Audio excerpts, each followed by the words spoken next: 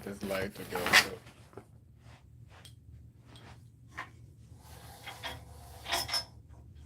Okay. I don't like that light.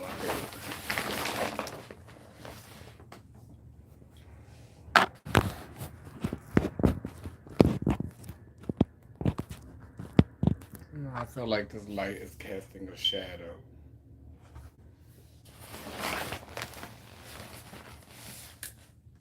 That looks dusty.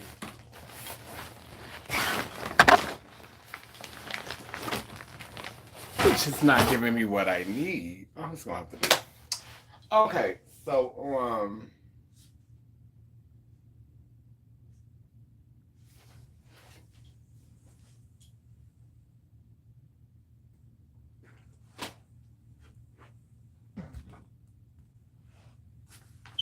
sometimes you gotta pop out and show niggas.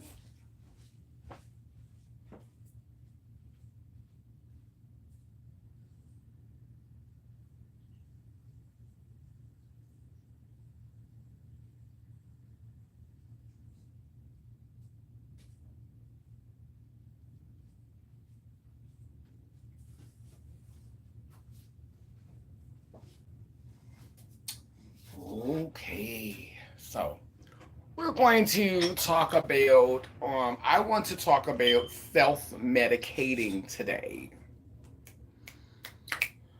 So a couple of things inspired me to want to talk about that. I'm wasting water, I'm wasting juice all on this dress, but a couple of things inspired me to want to talk about this. I watched a couple of videos, and I was like, you know what?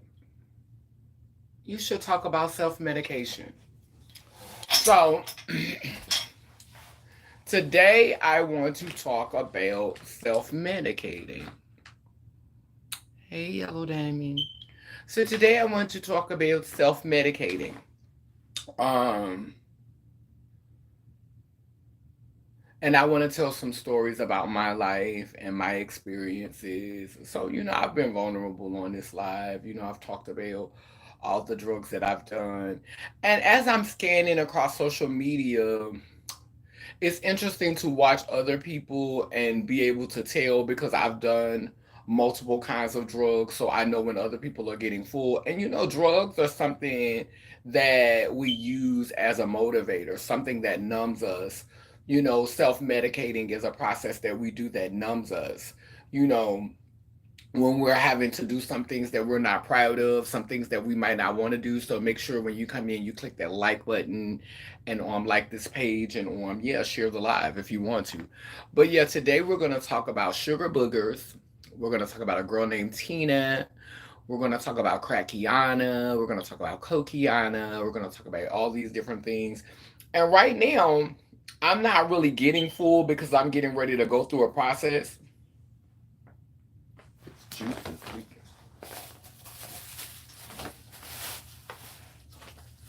Yeah, right now I'm not really getting full because I'm getting ready to go through a process. So, I'm kind of like fasting. I'm not drinking. I'm not smoking weed right now. I'm not doing any of those things.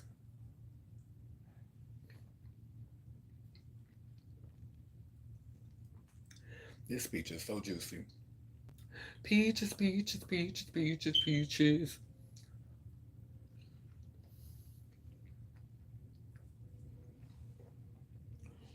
I haven't had nothing to eat today but a bowl of cereal.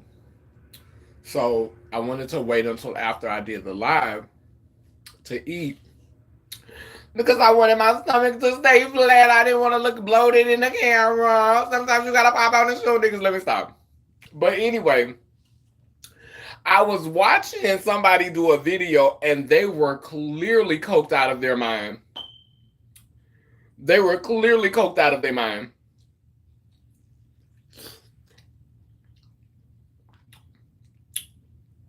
They were coked out of their gourd, honey. They was hype. They had on some shades. Hey, I am that I am. I love saying that. Hey, I am that I am. So they had on some shades and they was hype as a mug and it was late at night. They put out the video early in the morning. I knew that was some good coke. I knew they was coked out.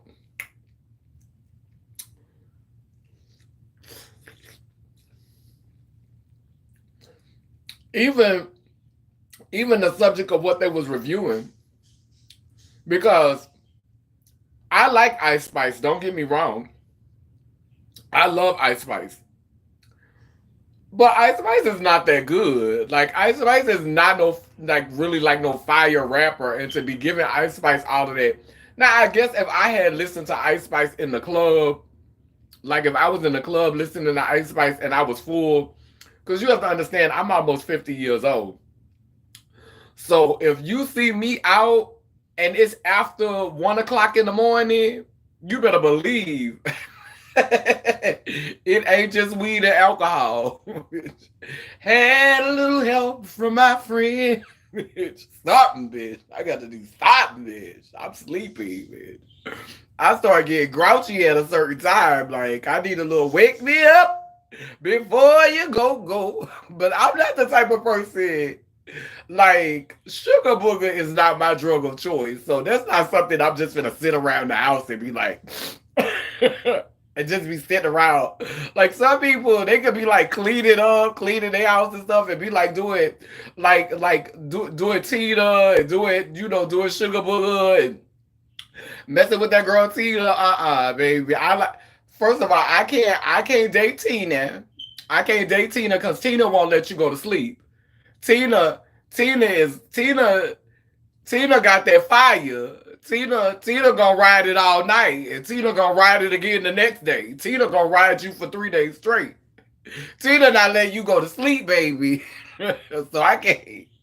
I tried Tina a couple of times, and baby, I kissed Tina, and baby, I kissed Tina, and Tina had me up for 2 days off of that one kiss, and I was like, girl. Girl, no ma'am. Girl, no ma'am, I need to go to sleep, girl. Girl, no ma'am, I need to go to sleep, girl. I am discombobulated, girl. My brain is already different from other people, girl. I don't need to be doing this. I don't need to be dating with Tina like this. I can't be messing with Tina. Girl, Tina be doing too much to my spirit, girl.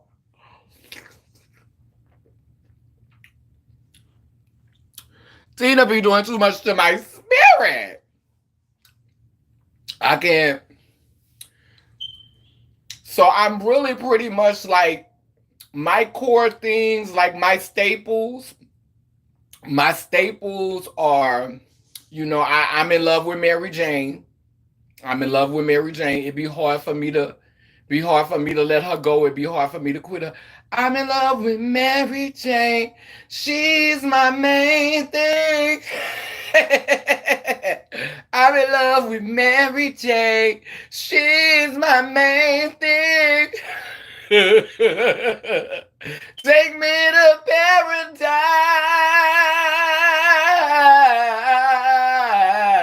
Do you love me, Mary Jane? Yeah. Oh yes. Oh, I love her. I love her. I love her, honey. I love me some good old Mary Jane. But I don't even puff her like I used to puff her. Like I don't even do her like I used to do her. Like I used to when I was 17, 18 years old, like I started going out with Mary Jane when I was about 18 years old. And I had tried her once when I was like 17. I tried her once when I was like 17, but I didn't start, like doing her regularly until I was 18. And I used to, be like, like rolling up like all day long. Like I'd be rolling that girl up all day long. You know what I'm saying? Me and that girl was going at it all day.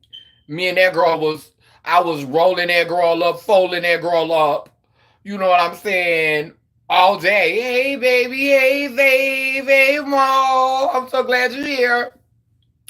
But yeah, I was rolling that girl up all day, girl. I was smoking up the I was, yes, all day. You know what I'm saying? Make sure you click that like when you come in. Click the like the page. Today we're talking about self-medicating, and it's a very important conversation to have in this climate because right now there's a lot going on in the world. If you're an empathic person, of course you're feeling the tensions and you're feeling the energy. And so this is not a place where I'm going to shame anyone. I'm not going to put anybody down for doing what you do, for liking what you like. It's okay. It's all good. Sometimes you got to do your thing. Sometimes you got to do your thing. You know what I'm saying? We all, we do what we need to get by. We're all I need to get by. You're all I need to get by. Sometimes you do what you do. You do what you need to get by. Okay? To get by. And I'm not hating on someone trying to get by. Okay? So anyway, but I want to talk about it because I want you to know that this is a safe space. I'm not, when I talk about, people doing okay hair jewelry and royal blue. I roll it up now. This is needed. Okay? Okay? So I'm talking about because I have tried a lot of different things. Um when I was younger, so I've done the sugar boogers, and girl, like I said, girl, if I'm out, but now they lacing everything with Miss Fenty. You know what I'm saying? They putting Miss Fenty on everything. They hitting everything with Miss Fenty. They putting a Fenty label in everything. You feel me? Okay, yeah. It's and that's therapeutic. That's therapeutic. Yeah, that will help with that. Like it's medicinal. And some people do Miss Coquiana, they do Miss Sugar Booger, you know what I'm saying, to help, to deal with pain, to navigate pain. And but for me, like I said, I'm a person who typically wakes up very early. You know what I'm saying? You is living for this look up. So I'm typically a girl who wakes up early. So even though I don't fall asleep early, because last night I think I went to sleep at about 2 o'clock, but I'm tired, then. And so around that time, hey, 100% pure love. So but this is a wig though. Because my hair was flat though, so I had to go in the closet. I said I'm gonna give them a look today. Like I feel like giving a look because I'm gonna take a little break tomorrow. I'm not gonna go live tomorrow, so I said let me go ahead and give a look today. But yeah, and these earrings are made out of turkey bones. So I had made some collard greens when I was working at Nairi, and I cooked a meal because I facilitated a group. So I used to have an arts group that I facilitated, and this was the first meal that I cooked for the group that I held. I saved two of the bones and I put them on my altar and I let them dry.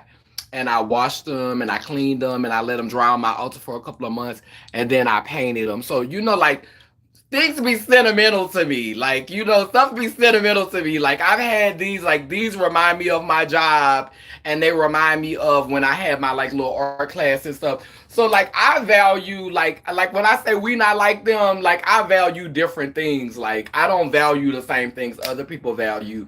And because I do yeah. And because I do I can feel everything. Yeah, and because I do like, because things are so sentimental for me, like my art, it gives me strength. It empowers me. Like I have certain outfits that I wear when I'm going certain places that were hand sewn for me or tailor made for me, and I feel the energy on it. I'm very much a person who you will see like in real life. I'll wear the same stuff over and over again. And the reason why I wear certain things over and over again, because it has energy on it. It's built energy on it. And so I feel like I'm wearing a force field. That's my force field. I'm not a person who like to run to the store and shop and buy new stuff because I have to have a force field. Like I'm not into capitalism like that where I'm constantly like buying new stuff because most of the stuff that I wear be gifts somebody gifted it to me. And so when I wear a gift, I could channel their energy. Like my daughter gave me this dress.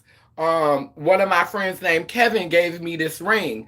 These earrings came from a special meal. I bought this necklace when I was visiting my dad in Oklahoma. So everything that I have on, has some sentimental value to me. That's very important to me. Um, they,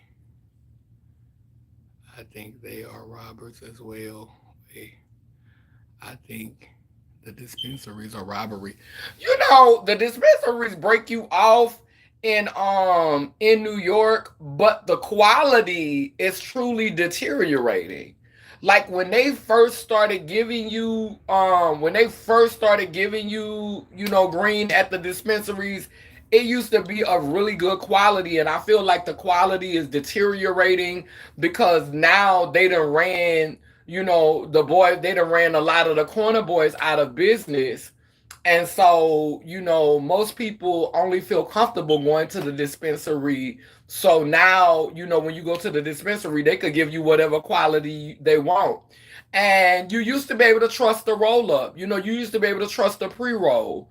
But now, when you go and you get a pre roll, the pre rolls be mostly like some foolishness. Like the pre rolls be a mess. Like it really be a mess. Like I do not trust pre rolls. Every pre roll I've ever gotten, like I went and got a pre roll. I went and got a pre roll last week because I was going to the movies and I didn't want to have to go through the process of rolling it up. Like I wanted it to already be rolled because sometimes even though it's more legal now than it was because it has not been it's not officially become legal because they got some loopholes that they do in the dispensary, like particularly here in Georgia. There's a language that they use to sell it, but once you put fire to it, it becomes the THC. And so it's really not legal yet to be smoking in public places. So there's still some anxiety about rolling it up publicly and being in a public place rolling it. Now, if I've already got it rolled, and I'm if I already got it rolled and I'm hitting it, I can hurry up and put it out. If somebody walk past me, I can hold it in the smoke. But you know what I'm saying, having to go through the production of rolling it. So sometimes, just to save time, I will just say, let me just give me a little quick pre-roll. And you used to be able to trust pre-rolls, but you can't trust them no more. It's horrible. Pre-rolls be a foolish. They put pesticides on there and addicting things that make us keep coming back, right? Because I'm struggling now. So this is what I have right now. And I haven't hit it today. I hit it like 3 times yesterday. I really, really been trying to like taper myself off because like I said, I got a process coming up and I need to be, lean for it. But I got this and it's like the flying horse. And it's Bubba Kush, and I don't like, I really don't mess with vapes because vapes be messing with my throat. That's one of the reasons why I got it, because I knew that I wasn't going to be super overindulging. Because my thing is, I don't really like edibles because edibles be the food too. Edibles be the food too. Edibles don't do nothing but make you hungry. The ones they be selling at the store. So I would rather just buy me a bag, find me a good quality bag when I go to New Orleans, because that's where you gonna get some quality at. That's where you gonna get some good. That's where you might even find some with some seeds in it. I go down to New Orleans, I get me some quality, and baby take that and put that in a brownie for my brownie, and make my own brownies and be high as Cooter Brown because I don't trust edibles from the store. They be the food. You barely can hit. Blessings, my sister. Thank you, Foxy China. Um, exactly. Or have our temperature, or have your temperature all up. Yeah, yeah, that's true. Like you noticed that too. Last night I woke up sweating and my breathing was like, and that's why I don't. That's why, like, I was like, oh no, she was giving me a bit much. Like, them vapes be like messing with your body temperature and be messing with your heart rate and stuff. And I'm like, And girl, you're not even giving me a high like that. Like, the high is not even. Like, if you gonna put me through these shenanigans, if you gonna put me through these health shenanigans, then I'm gonna need a little bit more bang. You know, I'm gonna need to feel my high a little better, boo.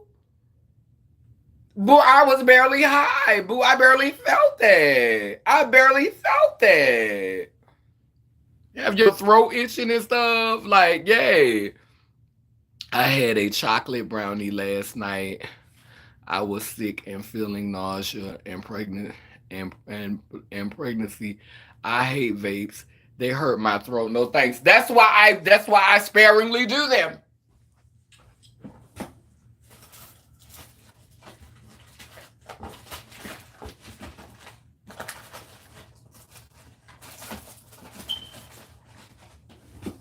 And I told you, I still ain't opened these girls yet. These the mushroom chocolates. These the complex bar mushroom chocolate. Let me see what these hoes look like. Girl, this hoe is not open, girl. This hoe is giving, girl. Let's see what this hoe look like. I'ma close it back. Girl, I'm not about to take none of this girl and be on this live talking about bloop bloop bloop bloop bloop bloop bloop bloop bloop.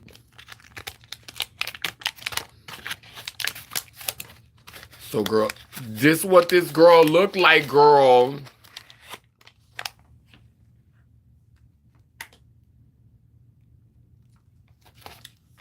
Let me. Girl, you remember I showed these on the live, girl. I told you I wasn't gonna mess with them yet. So, girl,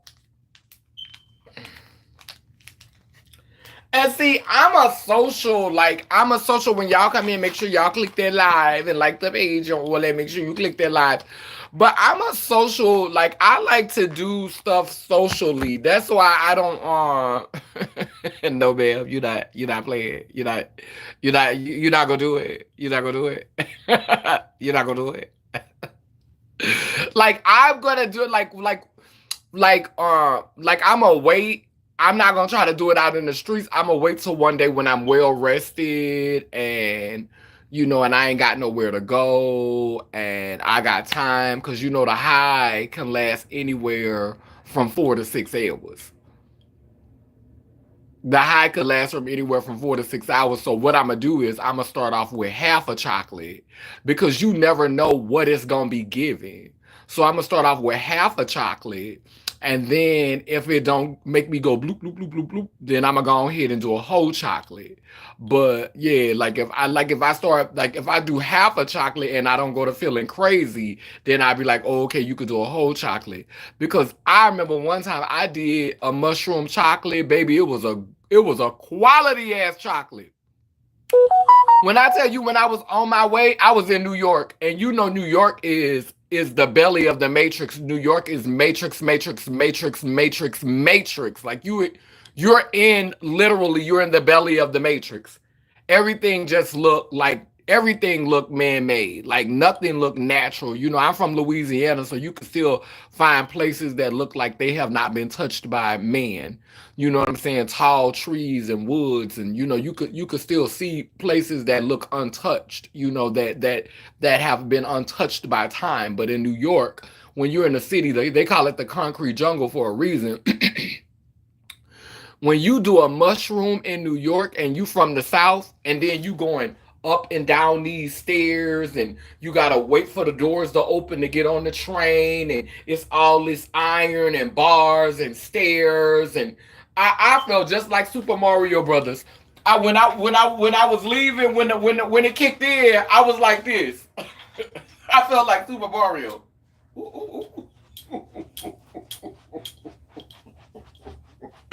Bitch, I was like this.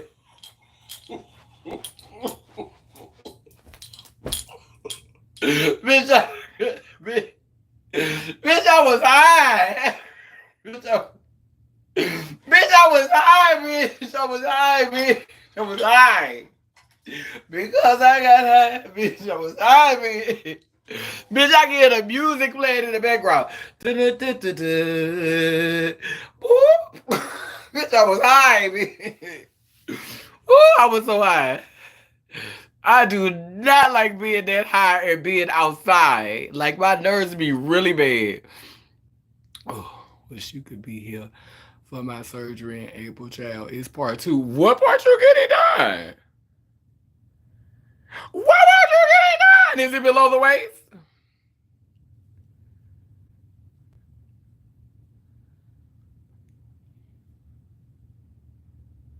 My Rugrats song. Take me there, Rugrats. Okay.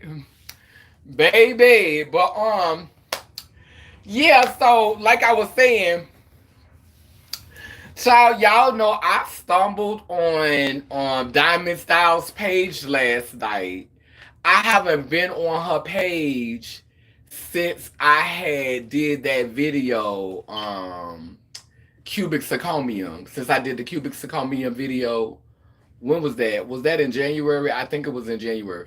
I haven't been on her page since then, and so with all of this stuff going on with Netta and Charles, I wanted to see what she was saying. I wanted to see if she had said anything. Cause I'm not gonna lie, even though I don't need to share space with her, I did vibe with her perspective and and some of what she thought. I would be lying.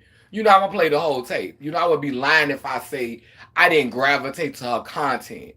I was triggered by a lot of things that she said though. Like a lot of things that she was saying, like, because I'm not the type of person that call people ugly. Like, I guess because I've been called ugly before because I'm dark skinned. I've been called ugly before because I have a wide nose. I've been called ugly before because of my indigenous features, my aboriginous features. And when I say that, I mean from, not having any medical intervention with this grill. You know what I'm saying? This is just how they in my mouth. Like, I've had my wisdom teeth taken out, but I ain't really had nothing else done. And so, and I didn't get that done until I was like older. And so, like, she was saying, who she thought was ugly and how she used to think people was ugly, and like she was just saying it like it was, like it was just she was just so comfortable with talking about, people aesthetic and people looks. And I think that triggered me because I don't like doing that. Like, don't get me wrong, um I I have my taste. Like, when I see people, I don't I don't be like and I can honestly say this. Like, I don't look at people and be like, "Oh, that's ugly," or "Oh, they ugly." Like, I don't that's not my vibe. Like, I don't call people ugly. If I'm not attracted to you, I'm just not attracted to you. If you're not attractive to me, you're not attractive to me. Like, if you have a face that does not do it for me, then that's what it is. But I don't call people ugly. I've been stopped doing that. I haven't done that since I was young. Like, I don't use that language to describe people. And so I think I was kind of like a little taken back by that. And it was so funny. She was saying that she wasn't gonna watch, because I watched a lot of the video, because it was called Netta, Kamala, and the Lord. And I don't think she ever talked about Kamala Harris, so I wanted to see what her opinion was of Kamala Harris. but she never really talked about Kamala. So but she talked about Netta, and I think I agree with a lot of the stuff that she said about Netta, and I agree with a lot of the stuff she said about Christianity. I agree with her take on that, but I didn't agree with how she was like talking about people looks and how she was doing that, and then she made this comment. She was talking about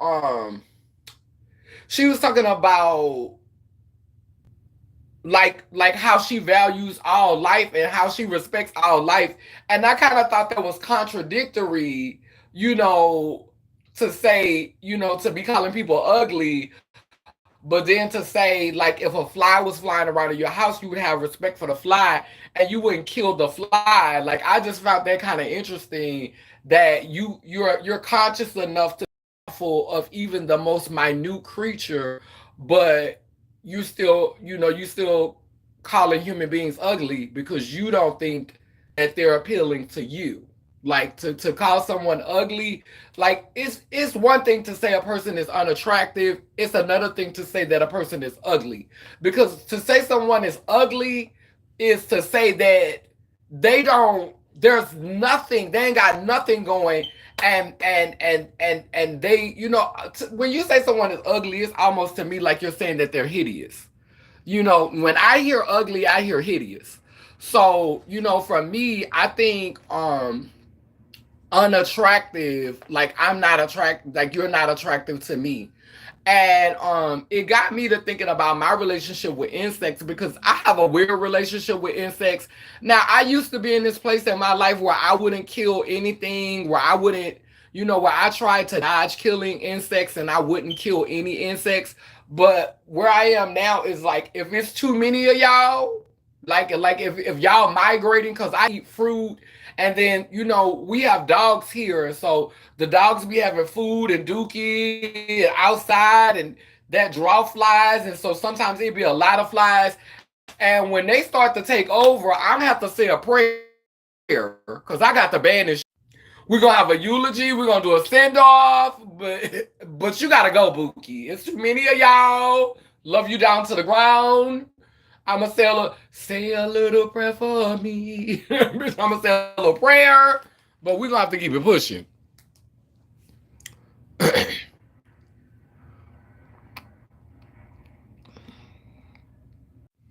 You're gonna have to send me that link. I have an under. Child, is somebody trying to stop my video? What is going on here? Like, it's a lot going on. Like, they constantly freezing it and stuff. I feel like hold on.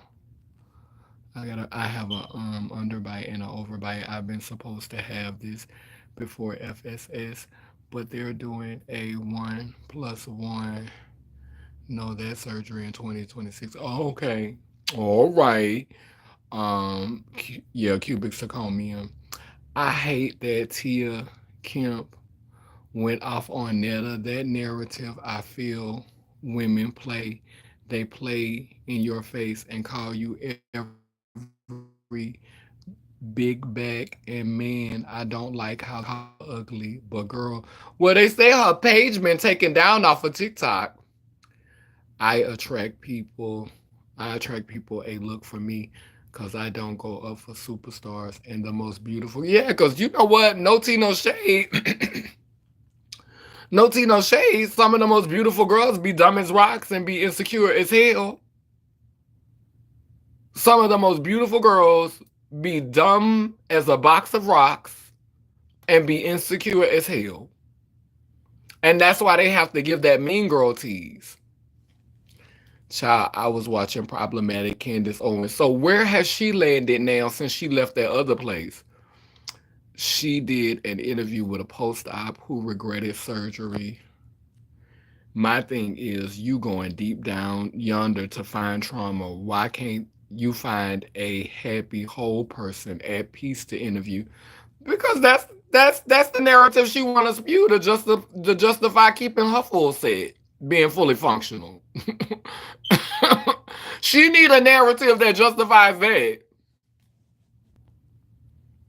She need a narrative that explains why she ain't gonna do it. I know plenty of folks look nice, but their mindset and actions in real life are ugly, right? You could be beautiful in the face and have a ugly spirit. And baby, let me tell you, so some people can be facially problematic. It could be face they could be facially challenged, but baby, beautiful spirit, you'll see right past it. You won't even see it. It'll be like they didn't. It's like they transmuted or transformed. Everybody think cause you light and bright, you want light skin. I want my meat dark, purple. I, I want my meat ashy. Dub is a bag of hay. Hey, beautiful chocolate queen. Hey, that's the 36-year-old with the hit me with that heart. Yeah. But anyway, so we got off topic for a second because we're supposed to be talking about self medicating. We already talked about Ice Spice. Girl, y'all saw Ice Spice dropped her new album, huh? So I thought BB was kind of cute. They said she was dissing Cardi B in that. I thought the track for Plenty Sons was cute. And I thought the one that was about the gun, I thought the beat was cute. But like to me, lyrically, Ice Spice is like if I'm not out in a club and I'm feeding off of other people's energy, cause in order for me to be hyped off of Ice Spice, like I gotta be feeding off of other people. Like Munch, like Riot be doing them beats. Like Munch really, really, really like Munch went off. You thought I was feeling you? That nigga a munch, nigga, he ate it for lunch. Bitch, I'm a baddie, I get what I want. Like, you thought I was feeling you? Like, I liked it much. Like, because it just gave me very much girl around the way, like bamboo earrings, at least 2 pair. Like, I liked it much. But like this place where she's going, and like our mom was like, he liked this dark side. He liked where she going. And I just kind of felt like maybe because I woke up, because I listened to it when I was laying in the bed when I got up. So, I was clear headed. Some of the songs I couldn't listen to all the way through. I'm almost 50 years old. Like, I'm 47 years old. So my music needs to have lyrical balance. Like, I need you to be lyrically responsible with your message. And I know that that's not important to, beings who have not yet got their critical thinking matter yet. But you have to be, but when you sow whatever you sow, it doesn't matter how young you are. Like you're creating a reality that everybody got to navigate. And you're doing what you got to do to get your bag and you're living that life, but you're putting energy out there. You know what I'm saying? And they got people out here that, want to exploit you, they got real true life predators who prey on people youth, like who literally prey on the youth, like prey on 21, 22, 23 years old, prey on crash dummies, like prey on crash dummies. And I like Ice Spice as a person. I think she's a vibe. You know what I'm saying? I like her energy. I like her personality. But I think she needs to grow as an artist. Like I think she needs to grow lyrically and just not, like to me right now it's giving me she just saying crash dummy stuff and unfortunately the way the industry is set up, that's the only way you're gonna win. Lil Kim went down that lane. Like it was a lot of like before Lil Kim stepped on the scene, and I'm not gonna lie, I used to love Lil Kim. Like I was on that train. I was very much. I remember Lil Kim. Dreams, dreams, dreams of sucking an R&B dick. And I remember Trina. You don't know now, ho. You know what I'm saying? And she used to have this one song. She used to say, Cause I don't need now nigga climbing all on top of me. If it ain't gonna fuck me properly, it's got to be. Possibly. A dick that ain't too small for me. Nigga, get that ass up off of me. Besides that dick too small for me, I got to be fuck right, suck right, in the butt right, in a bright light, and day, all night. Now talk to me. Why you fuck me violently? Calling me names that apply to me, coming all inside of me. Don't lie to me, not tell the truth. Is this pussy good to you? Stroking you? So I used to be here for the shenanigans. Like, I used to be here for the shenanigans. I used to be here for the shenanigans. I am not lying. Like, I get it. But it's like, once we started going down that path, it's like we don't have balance. The difference back in the day was you had your little Kims and you had your Trinas, but you still had your Queen Latifahs. You still had your MC Lights. You still had, you still had female rappers that was in the mainstream that was talking conscious stuff. You had your Lauryn Hill. Like, you still had female artists in mainstream that was talking conscious shit. And it's like we don't have that duality no more. We don't have the two sides of the coin anymore. It's like all of them talking about the same thing. And that's the problem. Like, it's not that, like, that's what I loved about when I was coming up. I could listen to Little Kim, but then I could go and hear Lauryn Hill. I represent no stress, yes. I rap orgies before G's at best. Capture your bounty like alieness, yes. Bless you if you represent the fool, but I hex you. What's your business rule if you do voodoo? I could do what you do, easy. Frontin' niggas give me heebie-jeebies. So while you imitating Al Capone, I be Nina Simone and defecating on your microphone. Ready or not? Here I come, you can hide. I'm gonna find you. Yeah, you had that balance. We don't have that balance. Who you calling the bitch? U-N-I-T-Y. U-N-I-T-Y, that's a unity. U-N-I-T-Y. we had that balance. We don't have that balance no more. We don't have that balance no more. Right. Right. Responsibility. Yes. The ghetto twins. Yes. Like, we had all of that back. It's my responsibility. Responsibility. Even me and X, like, started doing, like, some conscious stuff. Like, you know what I'm saying? Like, we had balance. We don't have balance no more. Everybody, like, all of the female rappers in the same lane, is like they all sold out. And you know, if rap is in that vein, we can't get mad at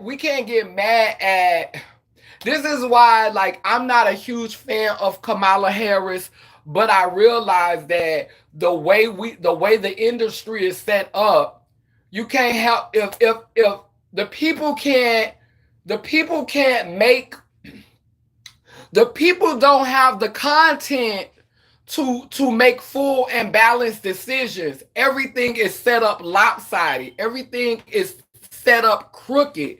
Everything is set up. It's like it's piled up over here, and all the resources is piled up over here. There's not that much over here. So if you want to survive, if you want to eat, you got to go over here. You got to come there. And they make it look like the Democratic Party and the Republican Party is two different things, but it's the same party. It's a party of one.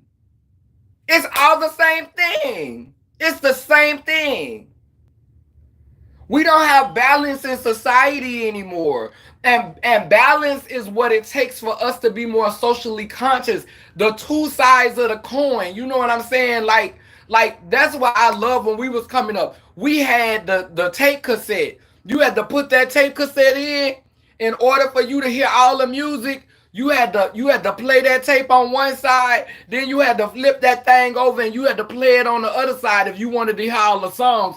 Now the way society is set up with streaming and stuff, everything is just so one-dimensional. Everything is just so flat, and it's just this. It's just this. This all we got. You ain't got no choices. You ain't got no variety. There's not no variety. All the female rap artists doing the same thing. But you know what, y'all? I'm gonna watch the girls. I know they coked out on it. I know they gonna be high on there. I know some of them girls is doing drugs on that show. Cause ain't nowhere in the world. All that drama is on that show and ain't nobody full. Ain't nobody high. All that fighting. I'ma watch the girls and I'ma actually review it. And I'm not gonna be messy. Like, I'm not gonna review it and just have like I'm gonna try to, like, that's gonna be a challenge for me to like review that show. To like review that show and to like really, really, really just not drag it. Like, I said I wasn't gonna watch it at first. I said I wasn't gonna watch it at first. But I'm gonna go ahead and watch it. And I'm gonna find it. I'm gonna find it. If I gotta pay for it, I'm gonna pay for it. But if somebody could send it to me, if somebody could inbox me a link and send it to me, that'd be great. But if I gotta pay for it, I'll pay for it. I'll pay for it. I'll pay for it. I'll pay for it. I'll pay for it. If I want it. If I want it. If I want it. I'ma go in. I'ma watch the episodes that's available, and I'm not gonna drag it. I'ma try to, cause I know, I don't want to hate on their bag, and I know this is an opportunity for them. And the girl, you gotta start you gotta start somewhere. You gotta crawl before you walk. I just, I don't like to see girls get stuck in a quicksand. Inbox the link. Right. Inbox that link, baby. Send me that link so I can watch it. If anybody got that link, send me that link so I can watch both of them. Yeah, UNITY. Wait, hold on. Pure, I know I was going to meet her. I cried. It was January, and that girl raised me through music and L chat. Who? Who, Faith? Responsibility. Hey, you're definitely a woman after my heart. Oh, thank you. Everyday people. Yeah, I remember that. I remember that song. Everyday people. Yeah, yeah, yeah. You see, I am everyday people. Yeah, yeah. A Tribe Called Quest. That was fire too. Was that a Tribe Called Quest? Two sides of the coin, right? A side B, right? The same thing. Um, had I known that the only thing he would do in office is endorse the LGBTQ community or whatever, I would have never voted for him. You talking about Obama. And everybody, like, this is the thing. I'm not hating on, I think that Kamala should have the opportunity. I don't know how well this is gonna work out for us, work out for us as a country, because we are such a patriarchal civilization. Then she identifies as black, and we know why she identifies as black, because that's gonna help her get the black vote. That's gonna make black people endorse her. I just don't see it going well for her.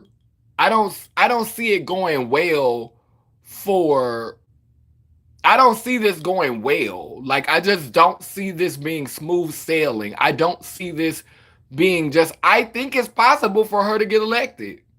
I believe that I think she could actually win. I believe she could actually win. But I don't know if what door is that going to open? What type of society is going to create? What type of tension? What type of hostility? You know what I'm saying? Is that going to create? How is that going to make our nation where is that going to bring us? Because I could literally see her getting elected. They're doing a good job of promoting her and pushing her. She's everywhere. She is everywhere. She is everywhere. Ever since he endorsed her, and now it makes sense why she's never why she was doing cameos. It's like they had this plan the whole time. And so she been resting up. Cause baby, that lady looked well rested. Everybody was like, where was Kamala? You know, I was joking calling her Cameo Harris. Everybody was like, where's Kamala? And now we know Kamala was somewhere resting. Cause Kamala is going for that presidential seat. Cause she's gonna mop the floor with him for debates. Miss Baby is sharp. Miss Baby is quick witted. I don't see this working out well when the transfer of power happens. I just don't see this working out well. Imagine, imagine Trump at the seat. End of story. I get what you're saying. I don't think that I think that when Trump gets into office, Trump is going to focus on a couple of initial things. I think that Trump is going to try to erase some things that have to do with the queer community. He's going to try to change the laws and change things that went on with the queer community. But that's the world I came up in. And it's already like that in Louisiana, where I'm from.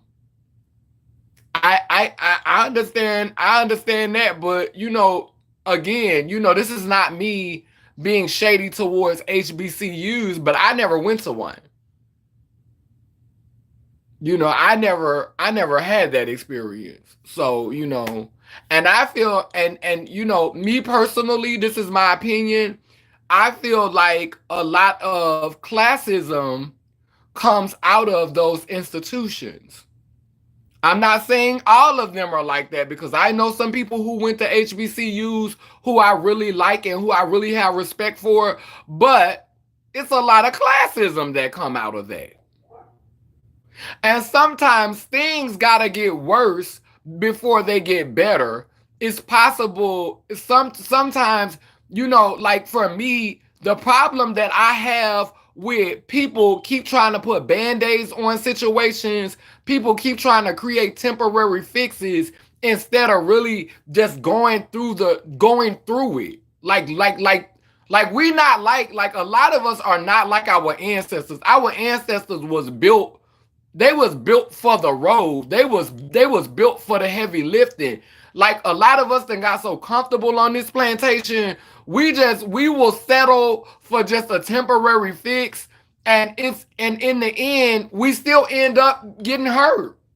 We still end up getting messed over. They still find a way through the back door.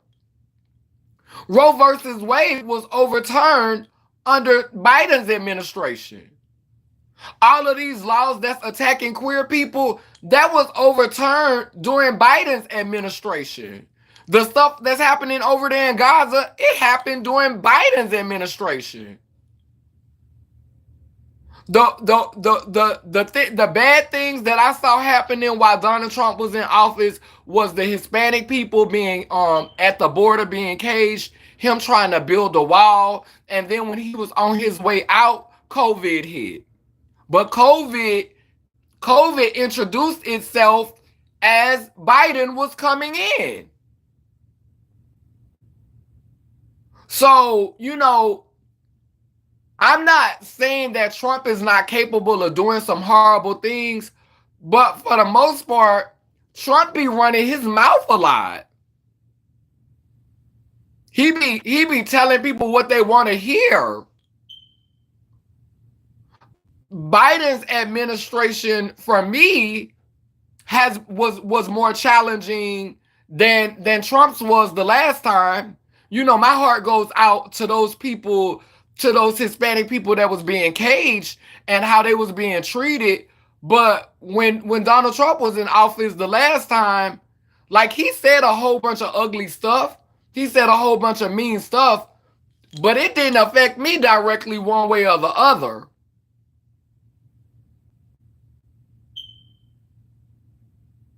It didn't affect me one way or the other. And it goes to show you, you can't miss what you never had.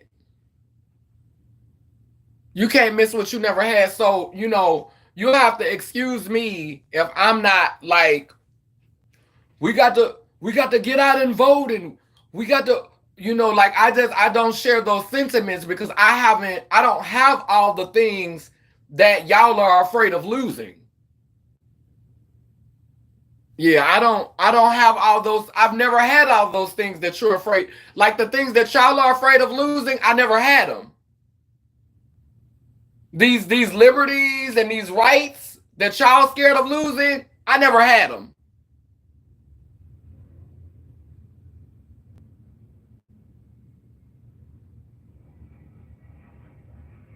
Obama got in office, and that's when the LGBT community got a little break, and that's when we started seeing some opportunities.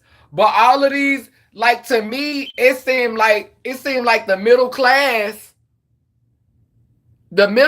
is the ones that's really afraid of Donald Trump getting in office. But if you was poor and you ain't have nothing to begin with, what difference does it make?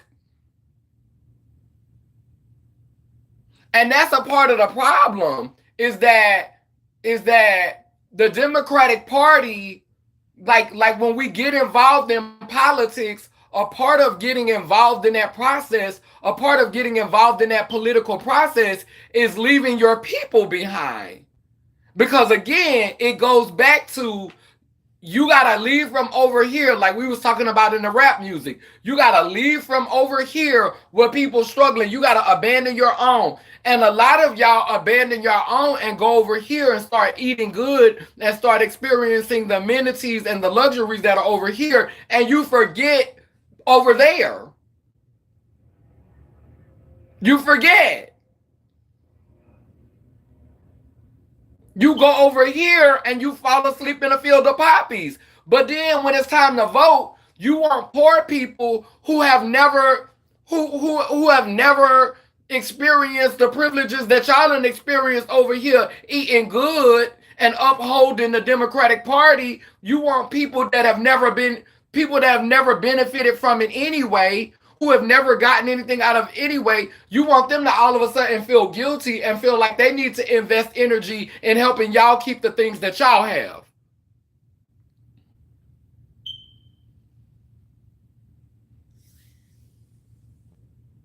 Yeah, I don't eat government cheese though. And I live below the poverty level. I eat very well. I don't eat government cheese. And I don't make 20,000. I know how to grow a garden. I know how to go to a farmer's market. Where there's a will, there's a way.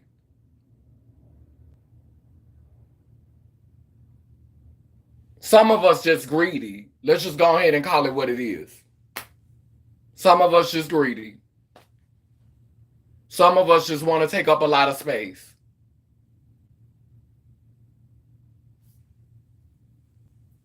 Some of us just greedy. And that's why I put out that song, We Not Like Them. Some of us just greedy and lazy. You know what I'm saying? We don't want to go through the storm. We don't want to fight. We want to go where it's comfortable, and we want to go where it's cushy, and we want to make people who are not, and that's why these elections keep happening, because they're trying to make more of us participate in this game, so that when they continue to give us the short end of the stick, because everything that's gonna happen with the Republican Party is still gonna happen eventually. When Kamala get in office, Kamala is going to continue to carry out Biden's plans. But guess what? I promise you, when Kamala finish her 4 years, they're going to be so disgusted with her. We already know the pattern. We've already seen the pattern. This is how Trump got elected. They were so disgusted with Biden. They were so disgusted with Obama that it opened the door for Trump. That's how he got in the last time. So if Kamala gets in this time, they're going to be so disgusted that they're going to pull out all the stops to make sure that a Republican get and when the Republicans get in there, they're gonna bum rush it. They're going to bum rush it. Okay, I live for a nasty old farmer's market. Right. Eating good with Freddie Jean, but expect the most disenfranchised. I mean, like literally, they want people to stop. They want people to leave. They want people who are living in survival mode, the survival mode that they've been left in by a lot of the community who has abandoned them to move on up on the plantation. That's the true tea. That's the true tea. A lot of our people have abandoned us to move up on the plantation. And now when it's time to vote, y'all want to fearmonger poor people who are living in survival mode to get out there and to vote for to help select the oppressor. Another oppressor. Like if y'all really care, if Kamala can come on the ballot at the last minute, why don't y'all rally for a decent candidate?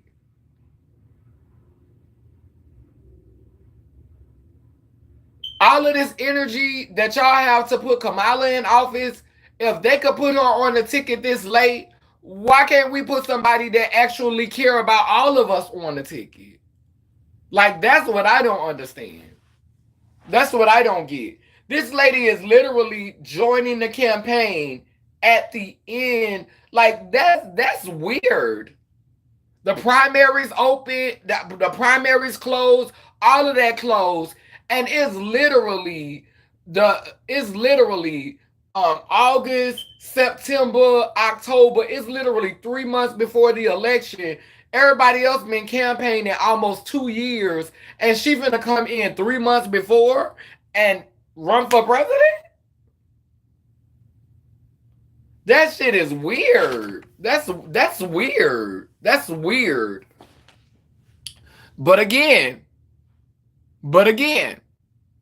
my bias is that she have melanin and that she's a woman. So who would I rather see in the office? I would rather see her in the office. Just because I've never seen it before. Am I invested in it? Am I finna be vote Kamala, vote Kamala, vote Kamala? No, I'll pray for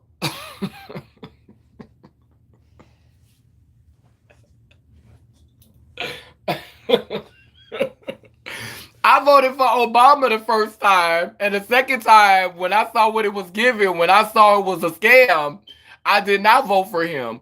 But I believed that he would get elected again. I sent energy towards him because our energy is powerful. You know, I believed for him just like I did with Latoya. And Latoya got in that office, and baby, you know, I love Latoya Cantrell, but they drag her. They drag that lady. You know, they drag her. You know, she got in that office and everybody, she's a black woman and get a black woman a chance. And now they all dragging her and they mad at her. You know, and I feel like this gonna be the same tea with Kamala. I feel like Kamala gonna let a lot of people down. I feel like this is a quick fix and y'all can't get mad at her. This the part I don't like. Everybody about to get out there and break their neck and vote for this woman and put her in office.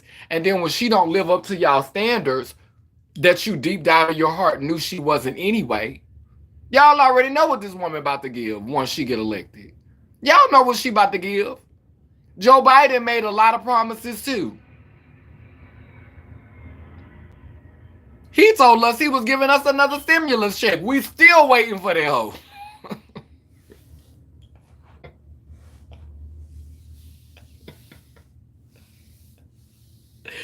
Joe said he was gonna give us another stimmy. We still waiting to be stimulated.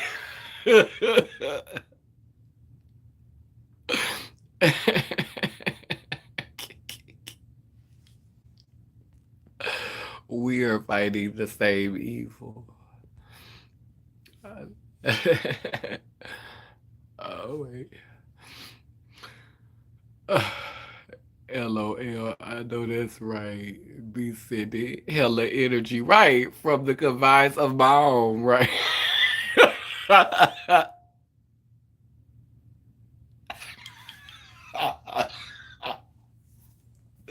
nah, nah, she probably gonna do something. She probably gonna do something for her alumni.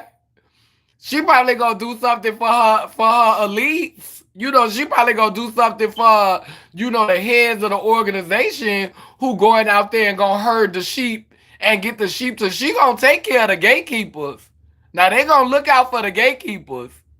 But the ones that's on the bottom, oh, we ain't getting nothing. Joe ain't give us no stimmy. Joe said we gonna send y'all another stimmy.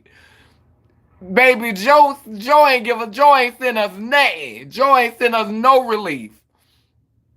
Joe ain't give us nothing, boo. Joe said, I'm gonna send out another stimulus check. And Joe said, but once Joe got in office, Joe said, I'm in here now. Who gonna pop me? I'm in here now. Like, I could have used that stimmy. Like, I could have used another 20-something $100. I could have used that for my shake back then. They was arresting people for taking out PP loans. Like, it was a crisis. Like, people was literally fearing for their life. Like, people was losing their businesses. Like, people was losing their jobs and their livelihood. Nobody should have been prosecuted for doing that with them for them PPP loans. Nobody should have been prosecuted for that. We was fearing for our life. We didn't know what was about to happen. People kicked into survival mode. Why would you prosecute people when y'all done created a crisis, when y'all created a damn pandemic? Why would you prosecute people? Why wouldn't you let people off? Like, you knew what people was going through financially. We knew it was a crisis. You gonna prosecute people and they're experiencing something that we've never experienced before. We've never experienced nothing like COVID. Not since I've been on this planet. I experienced Hurricane Katrina, but I have not experienced something that was devastating us around the world. Like, HIV wasn't wearing us out like COVID was wearing us out.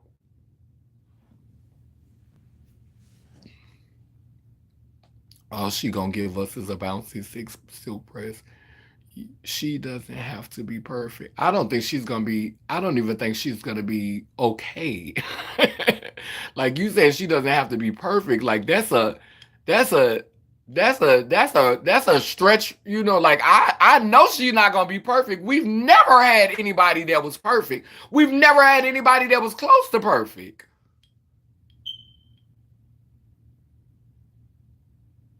Never had anybody that was close to perfect. She's gonna be the first woman ever to sit behind that desk. And this is an extremely patriarchal society that is run for the most part by white men. Obama was close to what? You talking about in his speeches and how he talked? Yeah, he was a good spokesperson. He was a good spokesperson, but I'm not finna give him that. He was very articulate and very well groomed, and he showed up. He had presence. He's a Leo. That's undeniable. That's a given. But nah. I'm not gonna badmouth him because he was the first person to ever mention the queer community. Like, nobody else, no other president ever got in that office and said our name and took pictures with trans girls. And that's when they started putting the LGBT flag in the front yard. Obama was a decent man. He was decent. But we also have to remember that there was so many black people being murdered, like during his election. That was when we saw so much, like that was the most racialized time we ever lived in. Like that was bad. The shit carried on. It was like it got that we were at the height, and a lot of black people felt like he did more for the LGBT community than he did for black people. Like people thought when he got in the office, it was automatically gonna shift the culture for black people. And a lot of black people don't feel like Obama really did anything for them. And this is not, like I'm playing the whole tape because for me, I saw a lot of benefits as a queer person, as an LGBT person. I saw a lot of benefits to his presidency, to his term. But a lot of black people do not share that sentiment. A lot of black heterosexual people who are not a part of the community, they did not share that sentiment. But you said she doesn't have to be perfect nor prioritize us. She will be 10 times better. That's what you hope. That's your hope. That's your hope. That's not a fact, though. We don't know. She ain't got in there yet. Because I don't feel like Biden has been 10 times better than Trump. Has he been better than Trump? Yeah. Because he's been less problematic. I mean, the man is, always sick. He always got COVID. He don't remember too much. He hasn't been a problematic president. He's just literally been sitting in a chair. Like he accomplished a few things, but I'm sure it was his team in his cabin that did that. This man been, he been resting. Of course he wasn't a problem. Of course he wasn't a problem. So if you mean that she's not going to cause harm directly to the people because she's not going to be that invested in doing anything. She going to show up and give a few speeches and kiss a few babies, but is she really going to be invested in like um in like making some changes? You know what I'm saying? So like when you say she's going to be 10 times better, what you mean is that she's not gonna oppose a threat. She doesn't pose a real threat. That's what I'm getting. Y'all could take it easy for the next 4 years. That's what I'm getting.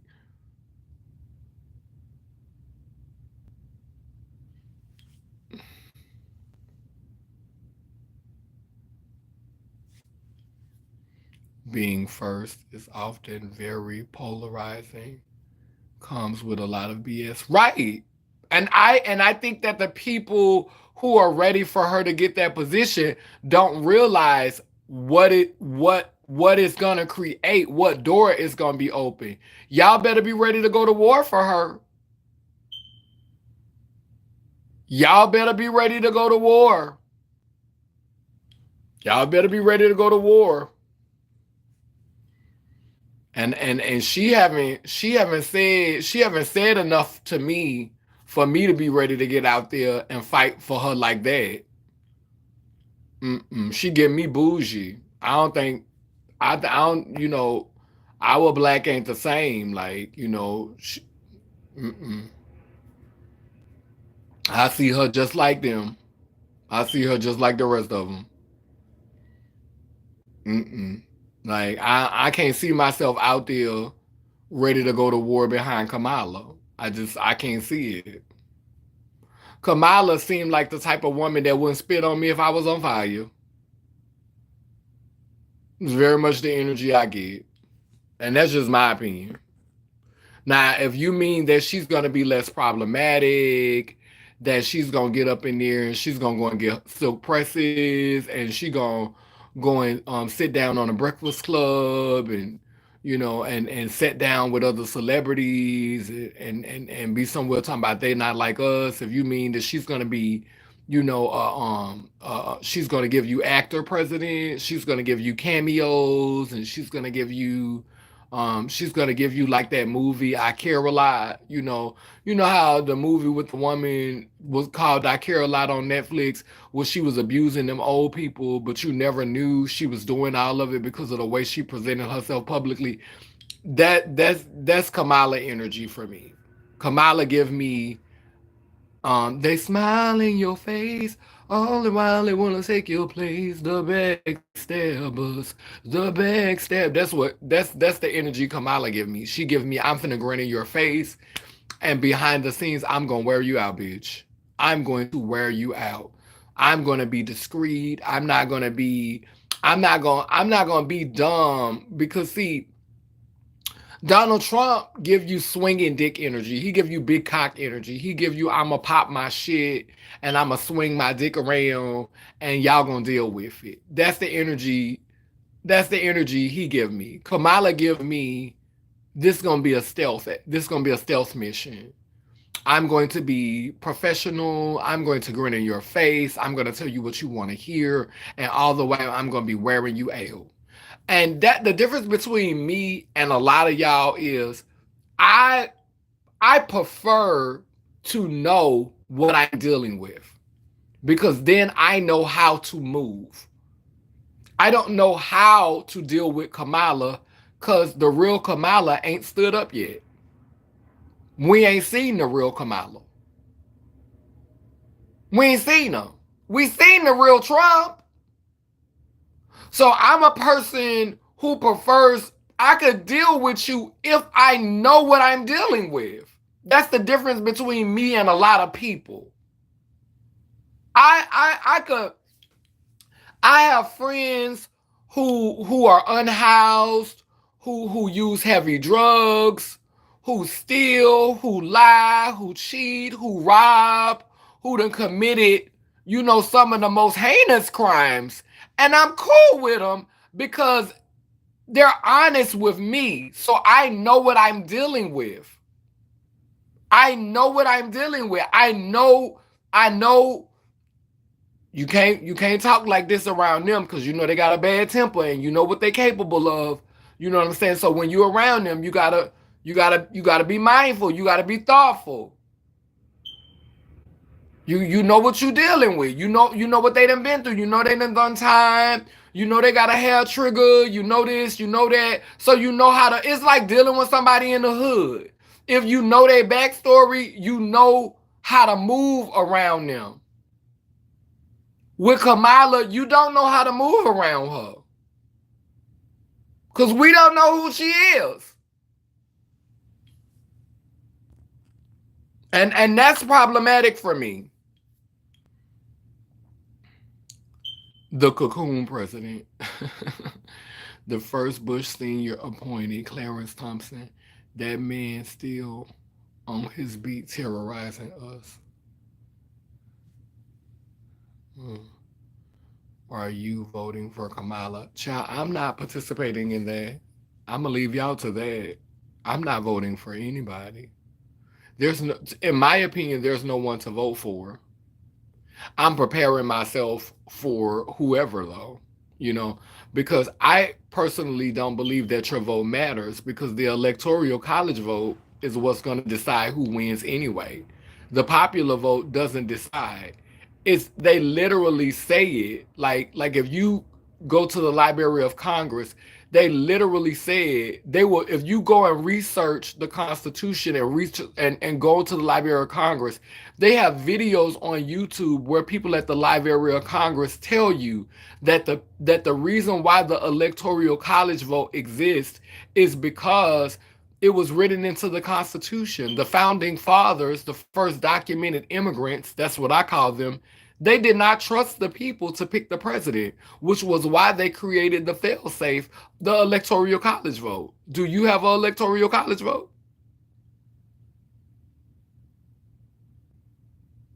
Do you have an electoral college vote? So at the end of the day, y'all still wishing and hoping. It's not an election, it's a selection. It's not an election, it's a selection.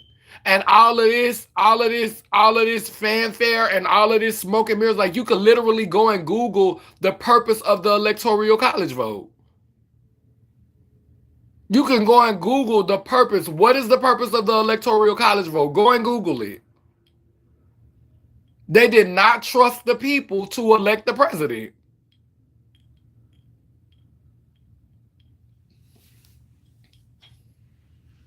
That's why I didn't vote for Biden. I knew it then. I'm not participating in that foolishness. And they gon' and it depends on what agenda they're trying to serve. Cause they might go ahead and grant y'all Kamala. They may go ahead and give y'all Kamala. They may give you Kamala. They may let Kamala get in office if enough people get out there and cry and weep and wail and beg and hype it up, and a lot of people see they want Kamala. They already know Kamala gonna follow the script. Now see, Hillary was a powerful white woman. And so Hillary is not going to be as humble as Kamala. Kamala going to be more humble because of that melanin. Kamala's not white and she knows it, but you could tell how she show up that if she would have been born white, she wouldn't have had a problem with it. You could tell if Kamala was to wake up white, I don't think she'll be fucked up about it at all. If she could go to sleep tonight and wake up Caucasian, I don't think she'll be fucked up about it at all. I don't think she'll be fucked up about it at all. But see, Hillary was white. So they didn't know what Hillary was going to do. They ain't know if Hillary was all of a sudden going to let it go to her head. I'm the first president and I'm white and I'm about to make y'all, I'm about to pop off and show niggas. Bitch, I'm about to pop out and show niggas. Like, they didn't know what Hillary was going to give once Hillary got in that office. But I think that Kamala is going to follow the script.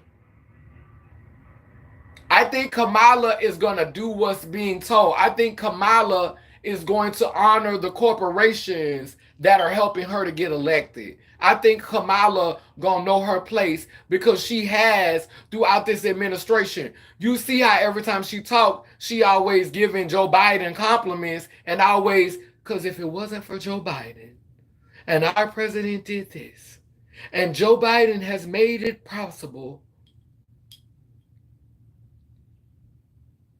Hillary wasn't like that. Hillary didn't have that energy. Hillary wasn't thanking men and the man did this and he did that, and if it wasn't for him, Hillary didn't have that energy.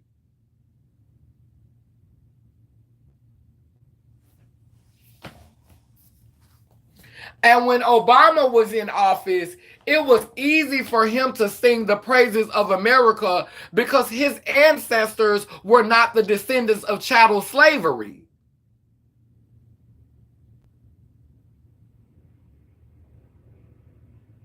There's a difference. He was able to serve in that seat and be, God bless America.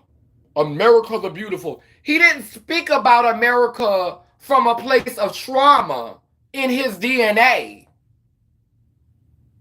Because that wasn't in his DNA.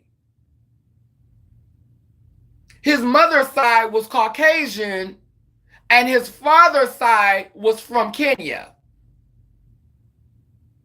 So we still haven't had a black person who's indigenous to America, whose ancestors were here for chattel slavery, or whose ancestors were here before the slave ships came, because we were that too. We still haven't had that in the Oval Office to this day. This is why I don't identify as African American. I'm sure I have some descendants that are from that landmass, but I also have some descendants who were here before the slave ships came on both sides of my family, Choctaw and Cherokee.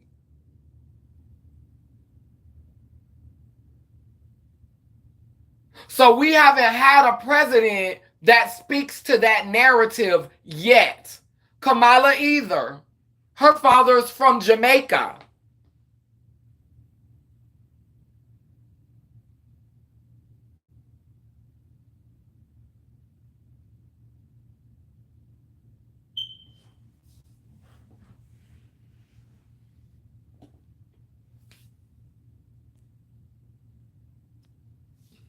Yeah, Hillary has power top energy.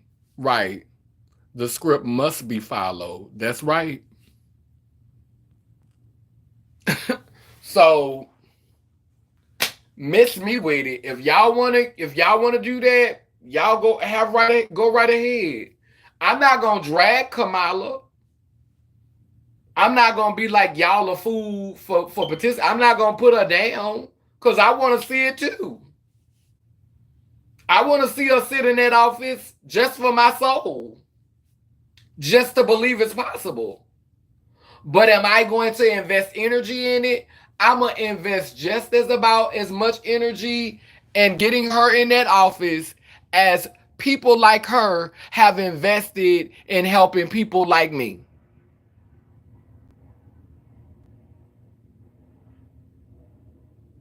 Those of us who live below the poverty line.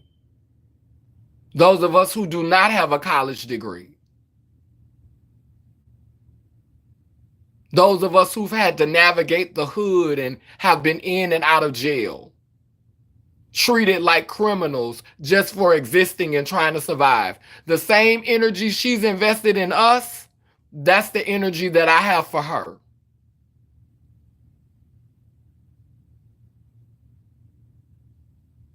The same energy that she's contributed to those who have been discarded and cast out by society, those of us who live on the fringes of society, the same energy that they've had for us, that's the energy I got for her. I'm not finna exalt her up and make her my queen. I don't owe her that. You do that. It's fine either way for me. Because if Trump get elected, maybe some of us will get some backbone. And I could see some real smoke before I leave this planet. Because deep down inside, I'm ready to see my ancestors avenged. Not the ones y'all talk about in Black history. Not the ones who sold out to be a part of this matrix. The ones who never got their due. The ones who never got their justice. Quiet as kept, I'm here for it.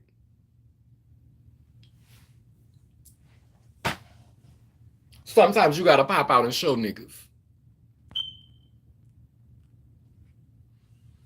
That's why I don't have no children. That's why I didn't bring any children here.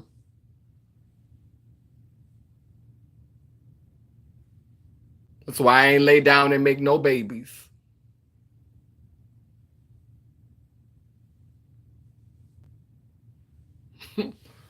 Cause baby, we over here preparing. We ain't trying to be comfortable in bondage. Not forever. Forever ever. Forever ever. No. No, man. No, man. What you say, 100% pure love? You a warrior? Okay, warrior spirit. Shell. Quiet as kept, buddy. I'm trying to see what the wall look like.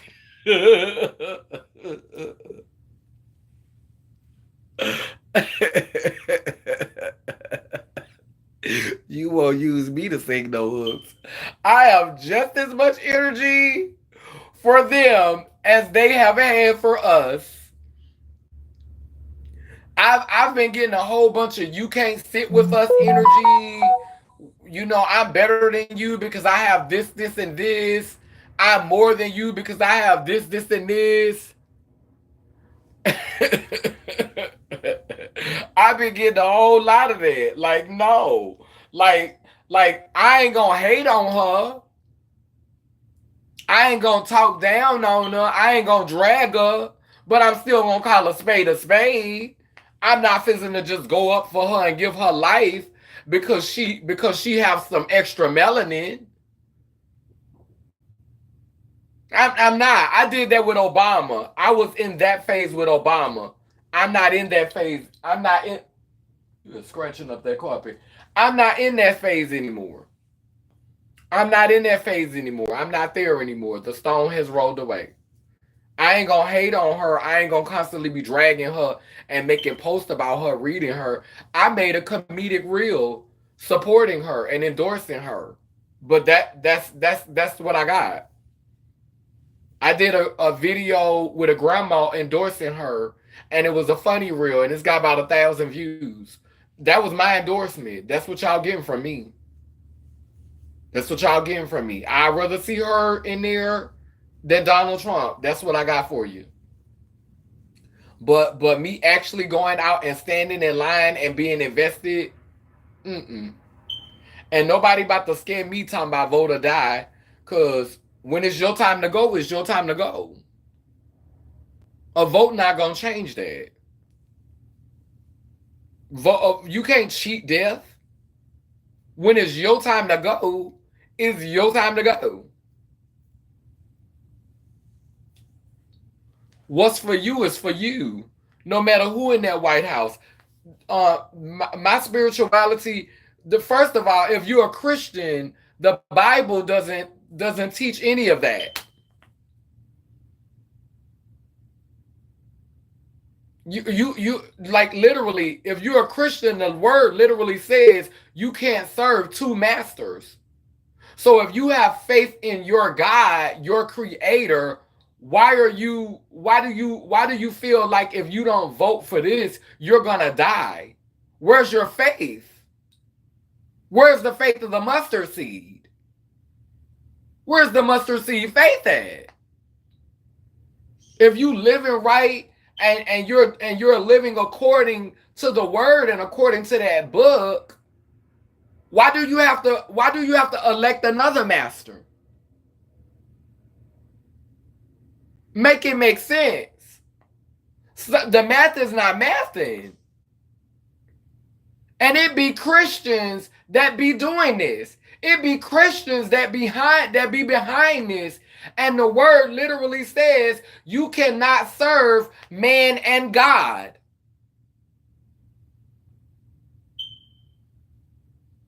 You're not supposed to make idols of men. What is that office if not an idol? Make it make sense.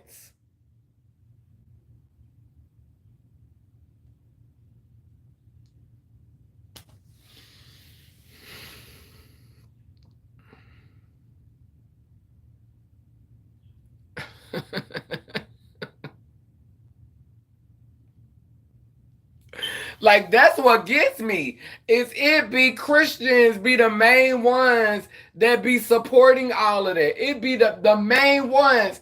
And the thing that gags me about Christians, a lot of Christians, not all Christians, but a lot of Christians will get up in front of the camera and y'all will constantly preach about gay this and gay that and how it's wrong to be trans and how you going to hell and how you delusional and how God don't love the sin. But y'all be so dedicated to the election process. Y'all be so dedicated to false idols. Y'all be so dedicated to serving man and God. The Bible says you're not supposed to be of the world. You can't get more worldly than that. Christians out here pushing this narrative that if you don't vote for her, and then on the same side is Christians that believe that Donald Trump is the answer. Christians, like Republicans, think that Republican, Fran Angelico Christians believe that Donald Trump is their savior, and Donald Trump is gonna come and purify the world, and he's gonna come eradicate the homosexuality and the abortion and all that. He gonna come change all of that. Like literally, y'all are creating idols of men and y'all are worshiping men, but y'all saying that y'all believe in God and y'all believe in a higher power. But if you don't vote for this person or that person, then your life is on the line. Where's God at? Where's your God?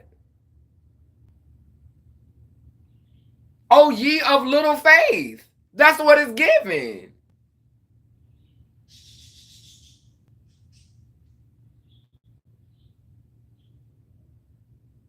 But y'all have the audacity to try to judge trans people and gay people.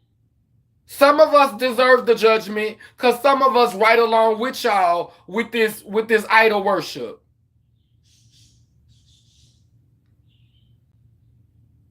But I'm not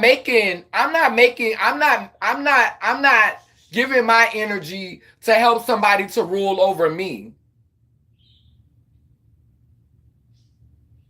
I'm an autonomous being. I'm gonna follow the rules as much as I can so that I could be around to see my family, to watch my family have experiences and my loved ones have experiences. I'm gonna try to follow the rules as much as I can. But I pray to my ancestors, don't put me in no situation that you know I'm not going to be able to submit to. Don't put me in no situation where you know that my integrity is not going to allow me to bend the knee. Don't put me in that situation. Please. Because the shit going to hit the fan then. That's why I get on my platform, I talk, I share, but I don't go and stand on the corner and be on a megaphone. This ain't right. What y'all doing? This is evil. Y'all are putting another God. I don't do all that. I don't stand on the corner like prophets be doing, like the Israelite people be doing it, like all them be doing. They be standing on the corner with megaphones preaching. Now I ain't gonna lie. I have got out there and did it before, and the only reason why I did it is because it was so many people. Like when I lived in New York, it was so many people forcing their religious beliefs on us and forcing their spirituality. If you live in New York, you're gonna see somebody preaching on every corner. You're gonna see somebody profiting and talking about Jesus on every corner, and talking and trying to raise money for their church and trying to raise. You see it everywhere, and so it's so rampant in New York. It's like I felt like I had to get on the corner and start talking about lay lim lay lur and start preaching just the balance. Because what you not finna do is make me sit up and listen to your noise every day, and you ain't gotta hear mine. But I try not to put my noise in people's face. I try not to force people to digest my noise. If you come on my platform, that means you here for it. That means you want to hear it. But I try not to force my beliefs or my spirituality or how I see the world down people's throat. If you come to hear, like Jesus would go on the hill and he would talk and they would come and gather around him. He wouldn't go and find people and walk up in their spaces, except when he went in their temple and he turned over them tables and chairs. But typically, he did not just walk up in people's spaces and just take up space and just start preaching his message. He went to a secluded area and they followed him and they gathered where he was. I think that's respectful. I think it's disrespectful when people get on a corner and every time you look around somebody on a microphone yelling in your ear, trying to condemn you and trying to guilt trip you into seeing the world the way that they see it. Imposing their noise on you. And this is the culture. This is the culture that we have. We have a culture of people who feel like it's okay to impose their beliefs upon you and to impose their noise upon you. And it's not okay. I'm ready for the aliens to come get me. I'm so over human beings.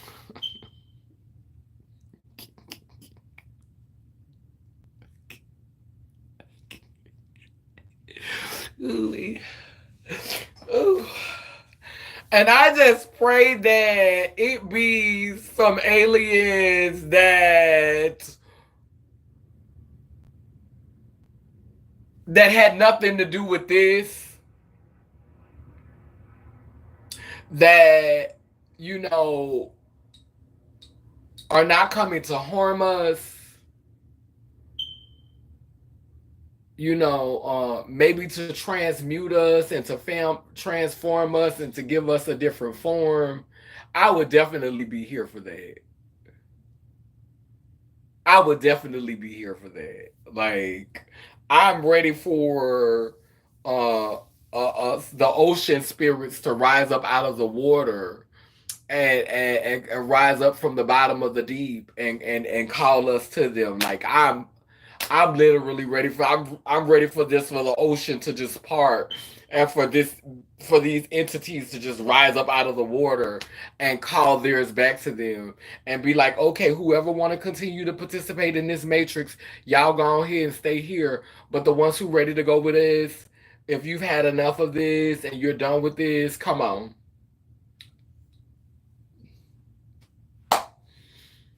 I would hit it.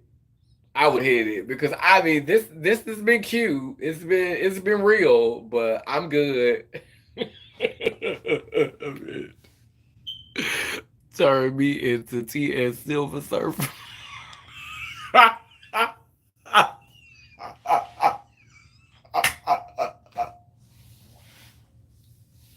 Oh, wait.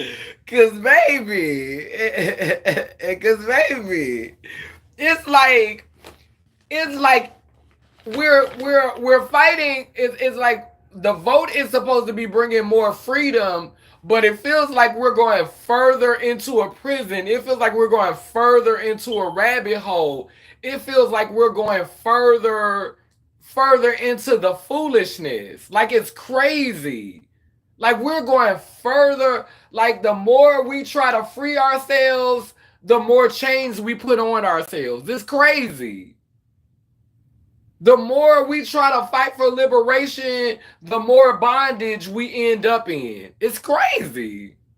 It's crazy. Right, sister? Enough is enough. It's like we working backwards. Every time you look around, and the reason why all of these laws are sticking and the reason why they're able to keep creating these laws is because so many of us keep participating. So many of us keep giving our energy to it. And again, it's like this. It's like there's no pile over here. The pile over here is low, and the pile over here is heavy. And so all of us are leaving this pile to go over here to this pile. And this pile is we're trying to eat with the celebrities, we're trying to eat with the politicians, we're trying to eat with the dignitaries of the church, the gatekeepers. We all trying to get crumbs from them. We all going to the same ant pile. It's not enough different ant piles stored up to where we can have resources stored up for us so that we don't have to be desperate for what they got over here.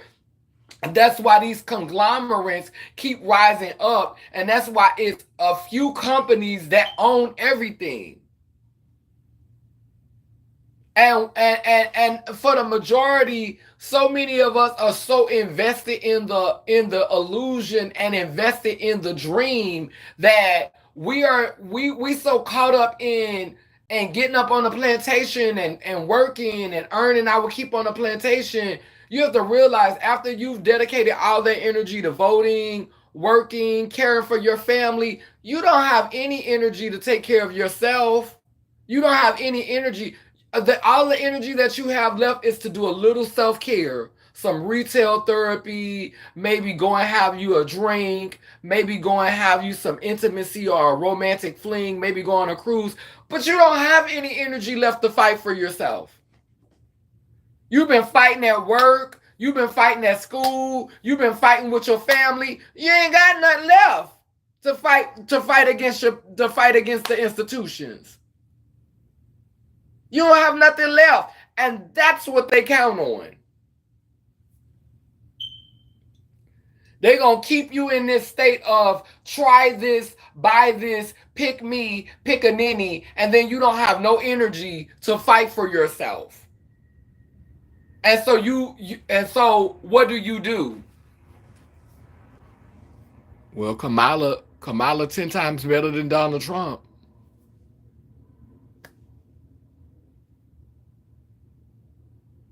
Bitch, I'm tired. Bitch, I've been to work. Bitch, I've been to school. Bitch, I got children.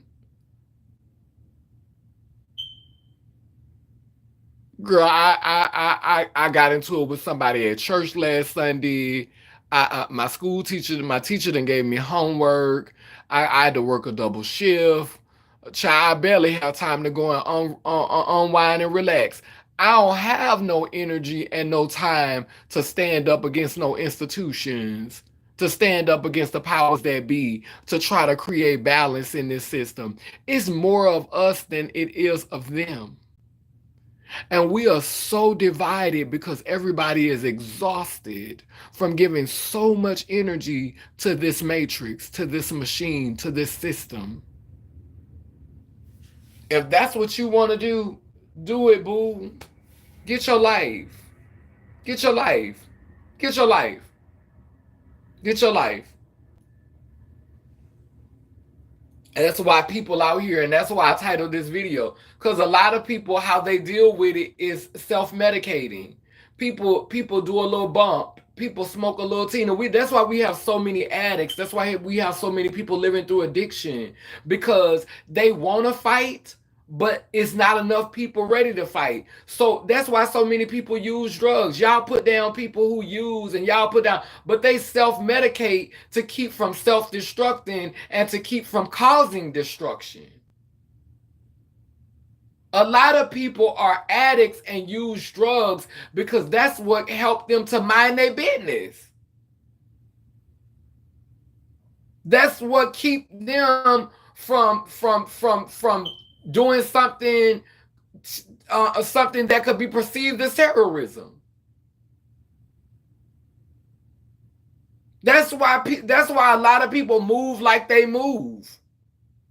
That's why a lot of people use. All of the suffering that we see, all of the unhoused people, all of the people who living through addiction, those are symptoms of a system that is not meant to work for so many people, because it's working fine. It's just not meant to work for so many people. You got to be chosen. You got to be picked. You got to be selected.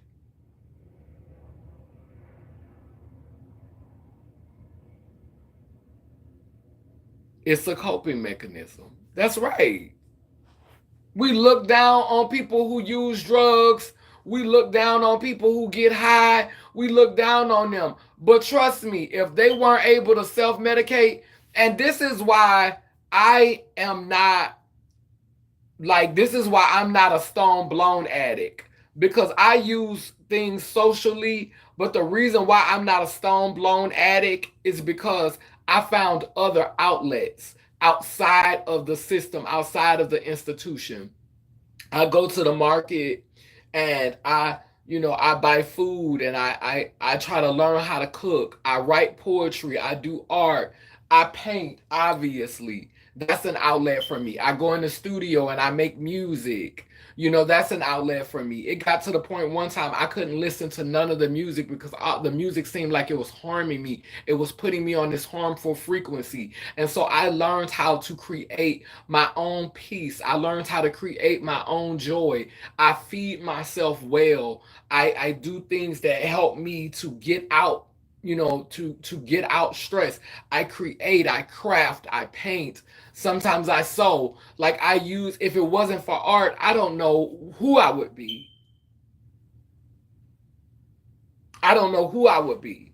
And that's what's really helped me to survive, is having a creative practice. Because if I didn't pick back up the paintbrush, if I didn't pick back up the pencil and start writing, if I didn't use the clay to craft, if I didn't get in the studio, oh child, I'd have been gone. I'd have been dead. I'd have been gone. I'd have been gone by 10 years ago. I'd have been self-destructive. And not enough of us realize the power that comes from us creating. And it's not always about making babies and children to come into a broken system, or to come into a system that only benefits them if they're willing to assimilate and sell out. Like, birthing beings to come and participate in this is not always the answer. Sometimes the best thing that you could do for this society, even more powerful than voting, is taking the time to acknowledge that you have been impacted by this system and it's not been in the best way, and taking the time that you need to work on you, to creatively pour into yourself, to creatively put yourself in situations and spaces where you can work on your healing, so that you can contribute healing to others, and so that we could begin to strengthen each other, and we could begin to shift the energy, and we could begin to see something different, so that we don't have to keep settling, so we don't have to keep saying things like, she gonna be 10 times better than Donald. Like, we will literally be able to speak in a way that was balanced and whole, and we will be able to create a movement. We will be able to create a movement of beings that would be able to contribute a third party that could literally shift the consciousness of this planet, that could really shift the consciousness of this nation, that could really just open a door. Like, we don't have to be on this extreme where it's either this or this. Where's that middle ground? Where's the compromise?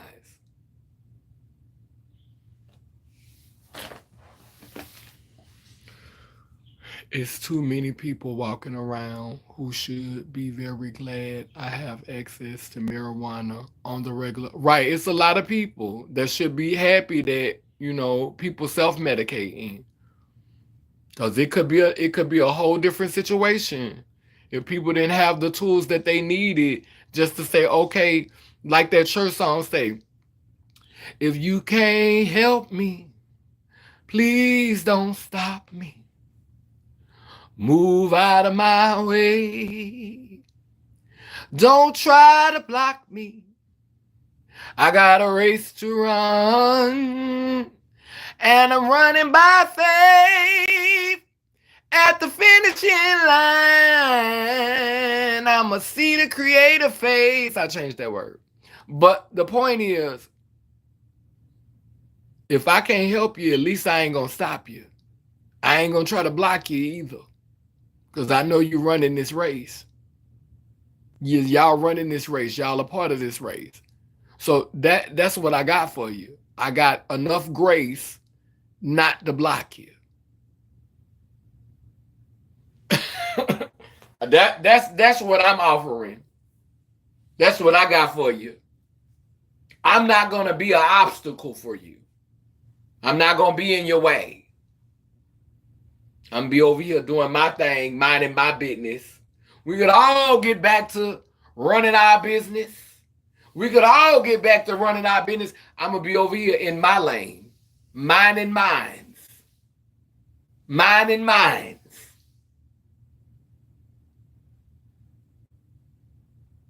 Period.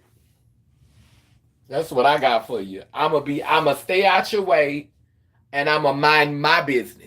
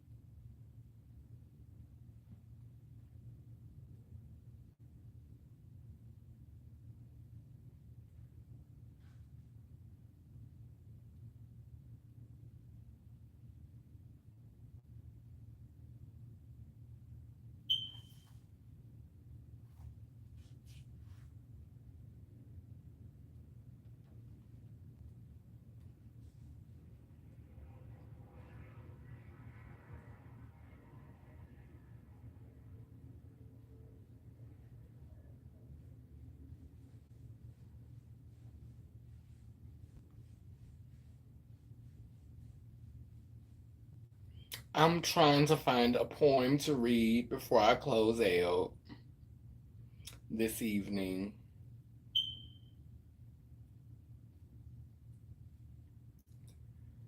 I think I'm gonna read this short poem and then I'm gonna read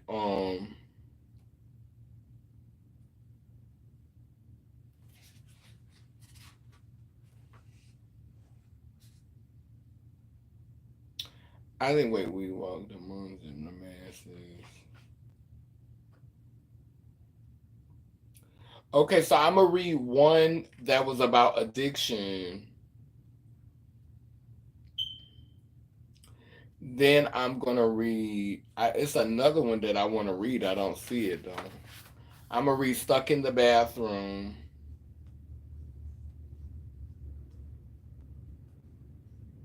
Oh, I'm gonna read both of those. I wrote Satan's love song literally while I was high off a rock. Like literally, Satan's love song. That was when I was a Christian. I wrote that one while I was literally high off crack.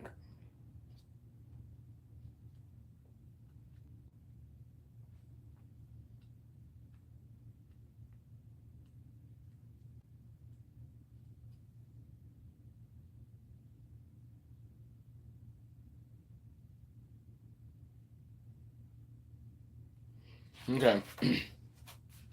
So I'm going to read three pieces. I'm going to read Satan's Love Song.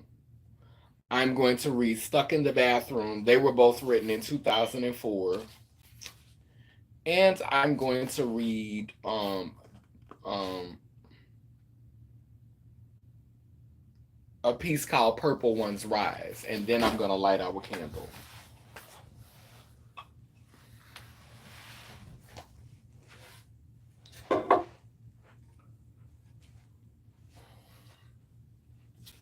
Okay.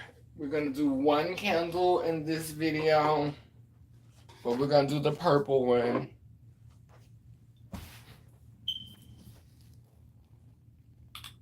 Child, people deal how they deal. It's only the people who act like God and want to act like they were left to be a model of life, right? And when we all are here modeling life in our own way. Amen, they wonder.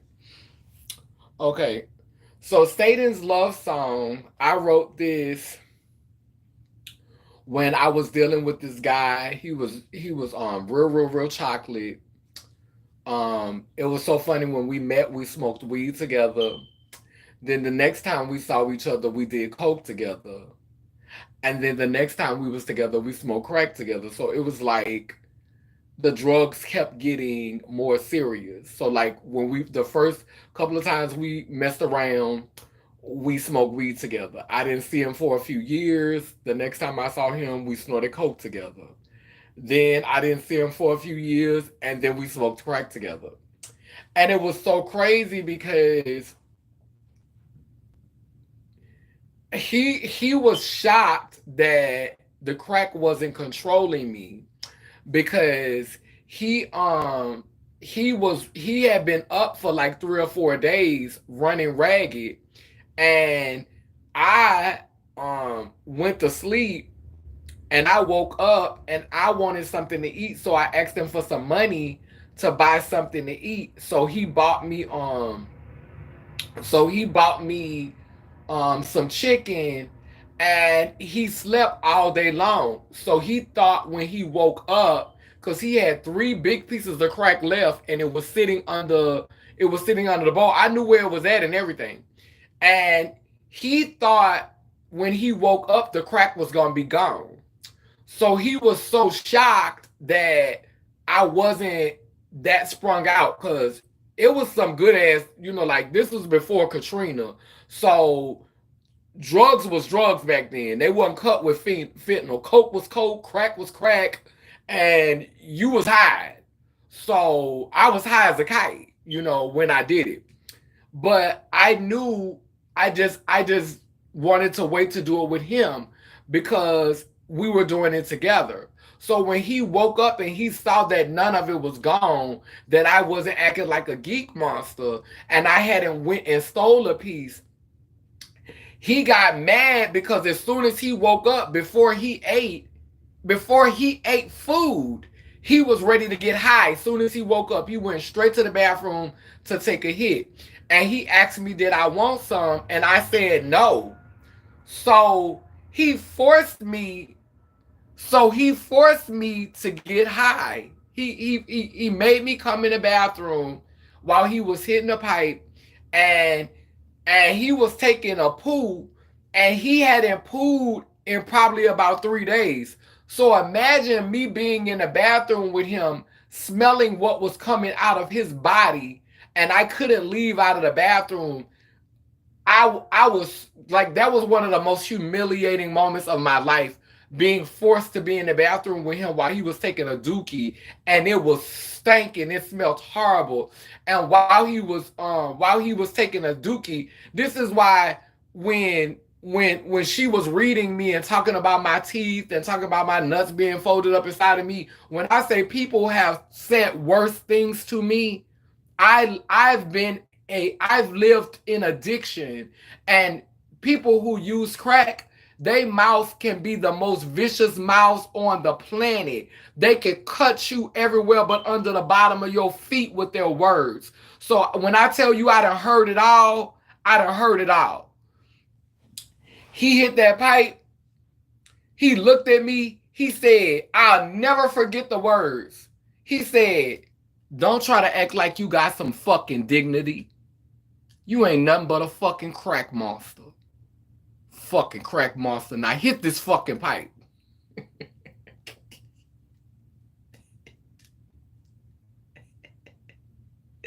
So I hit it. And now I'm looking stupid. I'm high. I'm crazy. I'm feeling wonky. Like, you know, because he done talked to me crazy. He done beat up my self-esteem.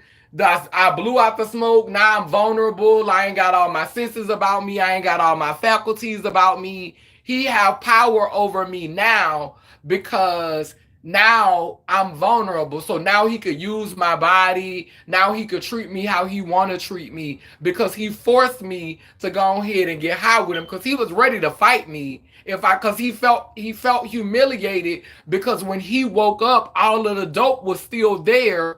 And he thought he was going to be able, he thought it was going to be gone so he could make me go turn tricks or make me go hustle money to get some more. He didn't know he was going to wake up. He wanted it to be gone so he could say, okay, go get my stuff back. You need to do something. He wanted me to be off to the races while he was sleeping so he could wake up to more than he had. He wanted me to be tweaking so I could be hustling, so I could go and get it. He didn't want me to settle down and be good. He wanted me to be off to the races so I could keep hustling, so that I could be flipping and making more. So when he wake up, instead of it being 3 pieces, it could be 6 or 9 and a few dollars to go with it. That's what he wanted. That's what he was hoping for. But that's not what happened. So he tried to break my self-esteem. He tried to break my soul. So after he did the hit, he was so exhausted. He forced himself on me. He forced me to have sex with him. Then after he had sex with me about 2 or 3 times. Then he went to sleep. And when he went back to sleep because he was exhausted. He hadn't slept in days, so it couldn't keep him up. So he went back to sleep. And while he was sleeping, I wrote this poem. It's called Satan's Love Song. Sometimes when a person is strong, they have to be enticed by Satan's love song. It calls to you in a fiery fantasy, beckoning you at first glance. He has control, you know, the way the men lead the dance. It's a mysterious passion, and you're hot on his trail, never imagining the tragedy that he plans to unveil. First, he woos you, then traps you, sweeping you off your feet. Then he adds drugs to his brew in order to keep you weak. It's a forbidden nectar you've tasted, and you may never be the same. Prayerfully, the pain and the shame have been a lesson gained. So as you pick up the pieces and try to move on, be reminded each time you're inclined to do wrong. You just may be adding a verse to Satan's love song. Baby, I remember this piece. I remember this. I got it. I did it in one of my videos a few years back. This piece right here is called Stuck in the Bathroom. And every time I used to do it in the streets, I would get stuck in the bathroom. Like after I did a hit, like I would be so paranoid I didn't want to leave out the bathroom. So I wrote this piece called Stuck in the Bathroom. Have you ever paid for death? Well, I have bit by bit. The sad thing about it is I hadn't yet quit. I punished my body so my mind could escape.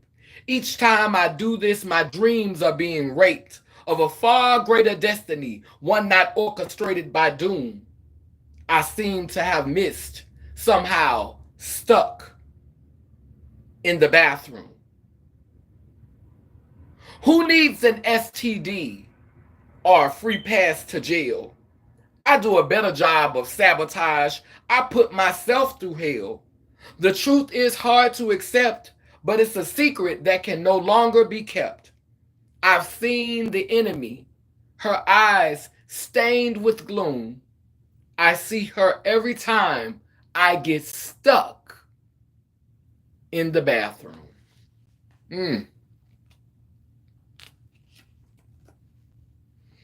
Yeah. Baby, when I tell you, I don't judge people who do sex work, because at the end of the day, I feel like we all sell ourselves in different ways. It's not what you do, it's how you do it, and just have integrity, in everything that you do. When what you're doing lacks integrity, then that's, when it starts to, mess with your soul. Now I'm going to jump to a fast forward. Those two pieces were written during my Christian era. And the book starts off with my Christian story, and it transitions into where I am now with Laylim Layler. And that's what I love about, my story. I don't try to, give you a part of me. I give you all of me. I started it off from my Christian journey, and then I go, into my Laylim Layler journey, my journey with wholeness. So this is called Purple Ones Rise. So I'm gonna light this candle. This one candle is gonna represent past, present, and future. We're honoring the ancestors who have come, the ancestors who are here, and the ancestors who will come. And the ancestors who will come. And as I have this candle lit, I'm going to read this message in honor of our ancestors. She, her, they were held in contempt, homeless, rejected, institutionalized, colonized, exempt, ostracized by systems and religions that wanted her, they, them to remain victims. But she, her, they, them would not accept this verdict. So the Spirit sent her, they, them on a journey to find self. And on that journey, they would find their tribe. Purple ones rise through service, through sharing a collective thought of hope, faith in the possibility of evolution. Be the healers, the artists, and the creative beings that we were designed to be. After reading these words, explore the option to live and thrive abundantly and be free. Find yourself, know your worth, never lose hope that you can cope in these challenging times of economic uncertainty. Never doubt that you are worthy. From the streets to the hospitals, prison systems, rehabs, and infirmaries, I call you all, the afflicted, the suffering, the misfits. Come, gather, heal together. Let us create a storm. We control the weather when we stand together. Purple ones, whole ones, rise and evolve. A man, a woman, Lelem, Leler.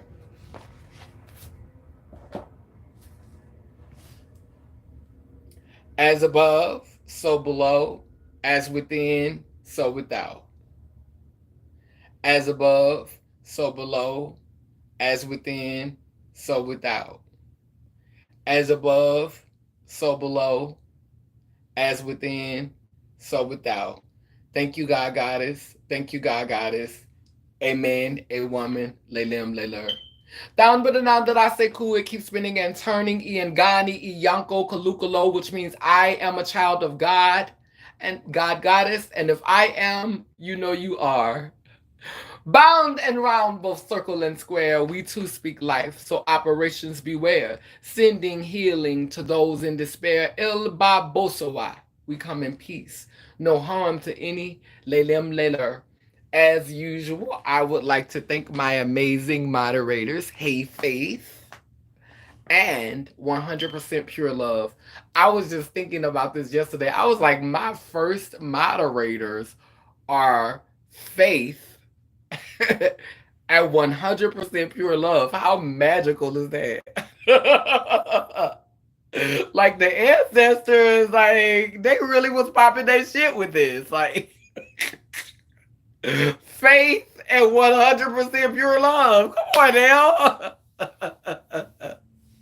Come on, Faith. I am the faith that can move many mountains. Faith that can conquer anything. Yes. For the purple hearts in the chat. I love you. Thank you to everyone who contributed to this conversation, this live. We went on a journey and we explored and we discussed, and I feel good. Now I'm ready to go and get me some food because I've only had a peach and a bowl of cereal today, and I'm trying to eat before it gets too late. So I want to come back with a Sunday message. I'm going to go and try to find the girls, and I think that I'm going to tie my Sunday message in with that when I find it. My name is that. Catch that. Yes. Okay, 100% Pure Love and Hey Faith. Like that's so cosmically beautiful. Anyway, I love y'all. Have a good evening and see you Sunday.